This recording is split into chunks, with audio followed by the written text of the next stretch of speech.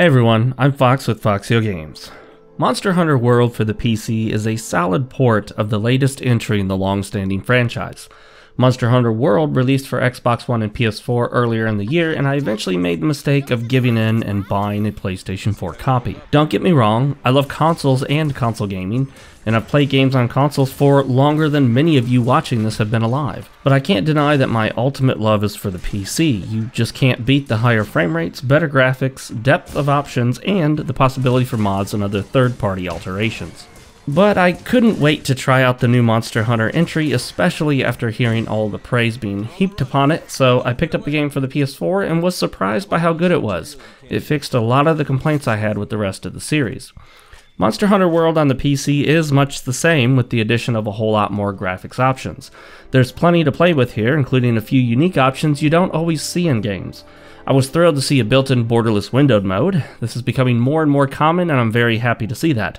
I have a dual monitor setup, and playing a game in true full screen makes it impossible for me to conveniently access my second monitor. Borderless windowed mode fixes that issue. You can choose to lock the game to 30 or 60 FPS or unlock the frame rate. That's the option I went with. There are plenty of standard options like setting the level of detail, texture quality, and ambient occlusion. There are also less common options like subsurface scattering, foliage sway, and Z prepass. Yeah, whatever that is. Thankfully, there's a brief description of the currently selected option at the bottom of the screen. I definitely wasn't sure on the Z prepass thing at first. I definitely think there needs to be more variety in the anti-aliasing options. You can choose only FXAA or TAA, the temporal anti-aliasing, and of course, off. With all settings maxed out at 1920 by 1080, my system runs the game between about 65 and 130 frames per second, depending on what's happening on screen. Different areas of the game will, of course, require more or less processing power, particularly if they're highly detailed and feature lots of lighting and shadows. My system specs are located in the description of this video. Monster Hunter is an interesting series, and it's been around for a good long while. Most of the entries in the series are variations on the existing format.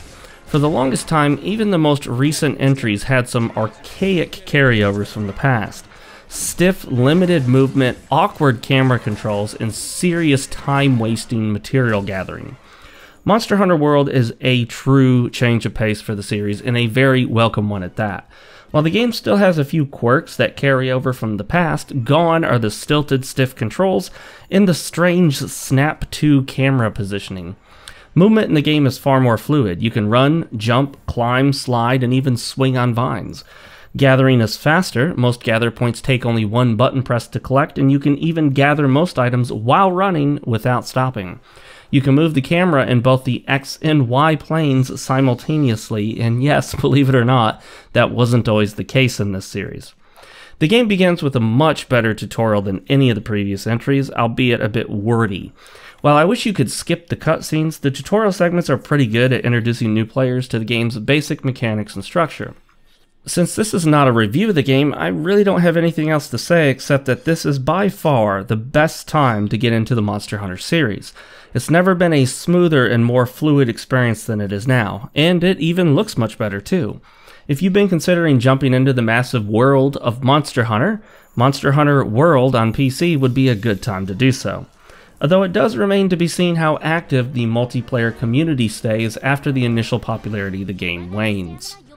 I'm Fox with FoxeoGames, and as always, I want to thank you for watching. Subscribe if you haven't already, and don't forget to give the video a like if you liked it.